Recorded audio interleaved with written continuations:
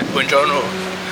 So today I'm going to the Galleria di Accademia, the Academy Gallery, to see the statue of David. That is my main goal for today.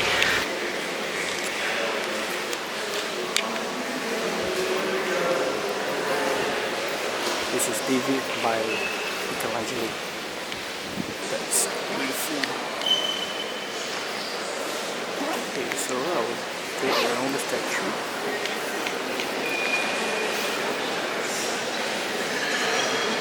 Now look at his hands.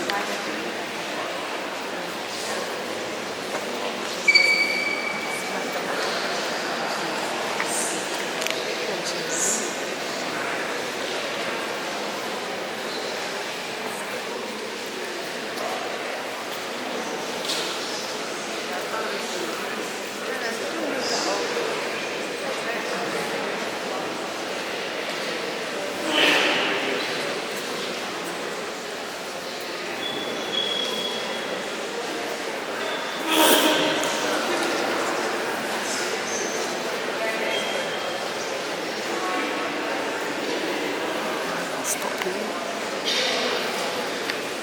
That's David for you.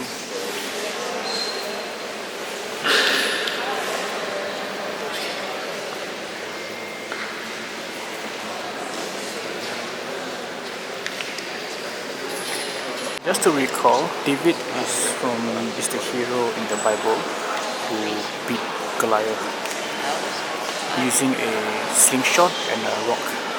And art historians, they were debating whether this pose, this sculpture, whether is it depicting him before the victory or after the victory, because it's not very clear of what he is doing. You cannot see the slingshot clearly, but from my interpretation, I feel like this is the moment before the victory. I think this is when he was about to take out his slingshot and the rock to throw at Goliath. If you look at the hands, his hands is grabbing something, a rock or the end of one of his slingshot. So then behind David, you can see a line of fabric that I think is a slingshot. Okay, then I will go to the front to show you what is he doing with his other hand. So he seems to be grabbing the other end of the slingshot. He is in the process of taking out his weapon, as he saw Goliath. I wonder why I find this sculpture beautiful. I wonder why I find it special from the rest of the sculpture that I see of David and Goliath. This sculpture is different. I think, it's different because unlike the other sculptures, this David seems to be more graceful. Because he doesn't stand straight. He stands on his right leg, so his body is kind of curved. I think another reason why could be he's rather muscular. You can say that this is an ideal body of a man. Maybe because this guy is just good looking, or maybe it's because of the way he look. What I mean is the look on his face. He doesn't look angry. He doesn't look cartoonish. He looks calm and stoic, as he was about to defeat Goliath. I think this makes David look intellectual rather than a hero. Yeah. Because if you ask me honestly, I don't think this is how heroes look like. This is like more of an intellectual guy. But of course, the Florentines at the time see him as a hero. This statue was placed outside Palazzo Vecchio, and they said that the Florentines were proud of this statue because it inspires them, as the Florentine Republic at that time was surrounded by enemies. The republics, the kingdoms around Florence weren't friendly to them. So they feel like they are surrounded by enemies and they have to stand on their own feet. So having this figure, heroic figure of David, must have inspired the Florentine. Must have made them feel very proud of their city, of their republic. So there's some bits of history that I read from the text description beside this statue. There are other sculptures by Michelangelo as well, lining up this hallway. Here's one of the description here. I think it's a prisoner, right? Not prisoner in the literal sense, but maybe prisoner of emotions, prisoner of suffering, I don't know. But this is unfinished, and although it is unfinished, right, it still manifests the feeling of being imprisoned by your own suffering, if that is the purpose of the artist. But that's my interpretation. And why I say so, because this looks abstract, and this person, this man, he is like struggling out of the rock. From the look of it, looks like it's very, very hard to get out of the rock and be free.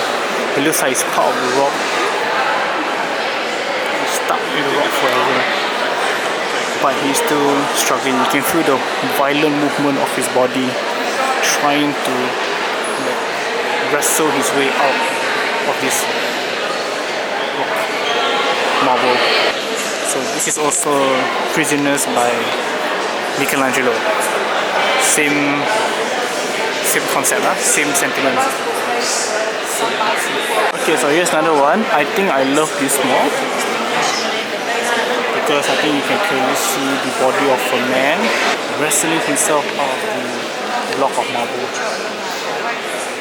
Okay, I just got out of the Academy Gallery, so now I want to check out another museum called Museo di San Marco, which is like about 3-minute walks from there. So here's the entrance. Alright, so I'm inside the museum. This place is quieter, less crowded. This is the cloister, right? And the artworks on the walls here.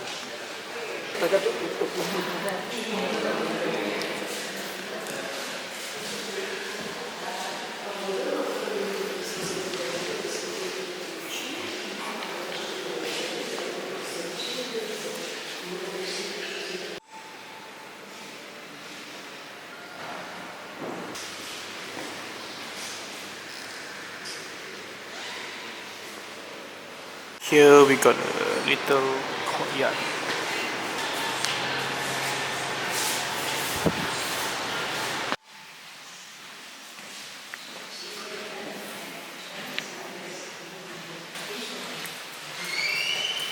Look how small these doors are. So almost every room has a artwork like this beside the window.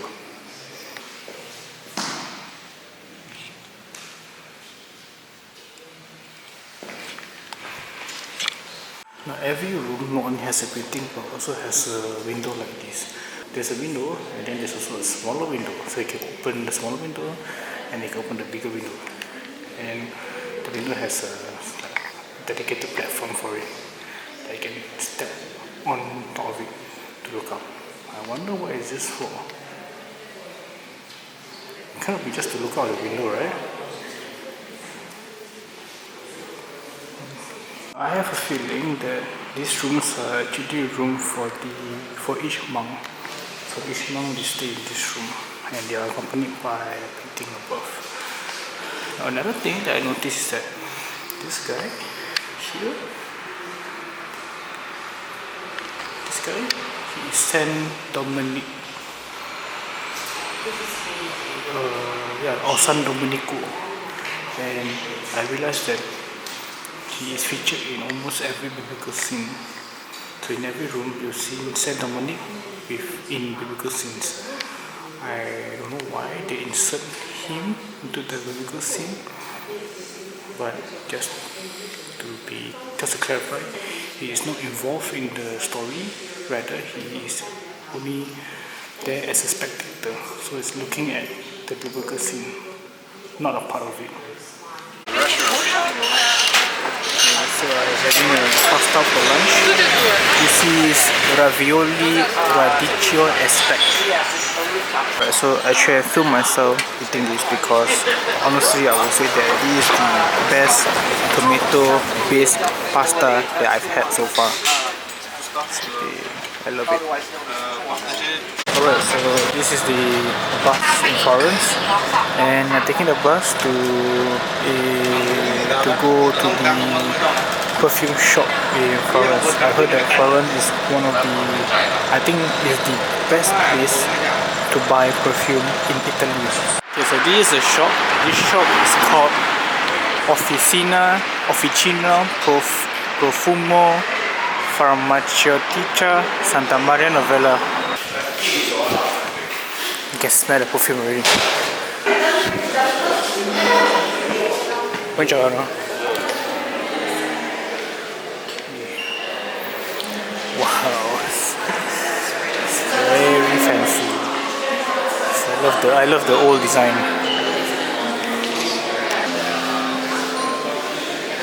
Oh, they also have soap. They have soap. And candle as well.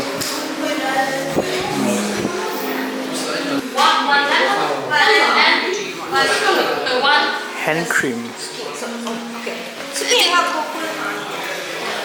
Gross. Wow.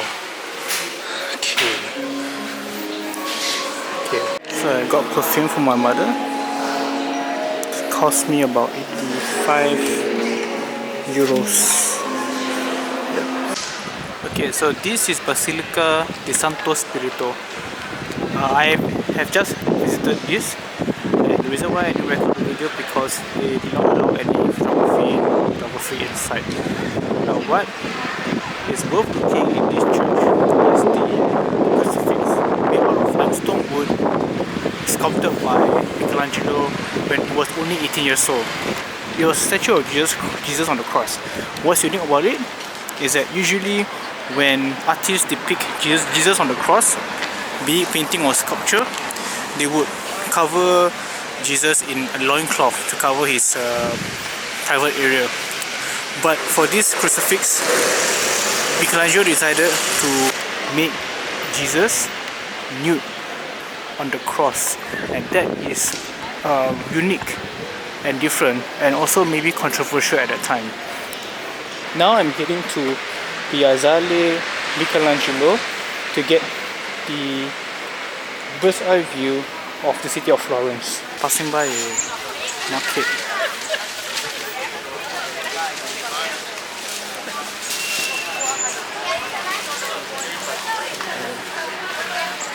Selling fresh produce.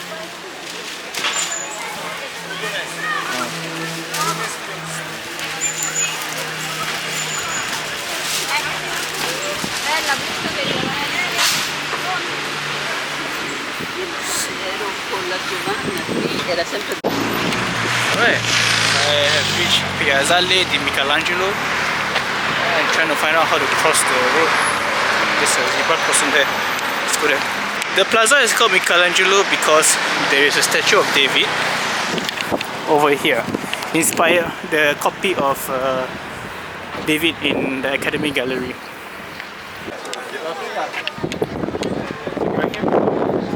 Right, so this is Florence. You can see Palazzo Vecchio, the Duomo. You know, I forgot that the city of Florence is middle of a mountain range, so only you can see like mountains.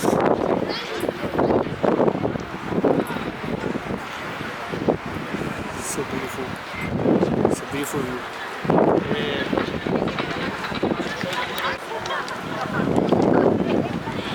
¿Salgo? Sí sale, sí. Birthplace of the Italian Renaissance, a city where geniuses roamed the streets like Michelangelo, Raphael, Donatello, Leonardo da Vinci, Galileo, Machiavelli, and Dante. I guess thanks to the Medici family who once ruled this republic, they patronize the arts a lot, so a lot of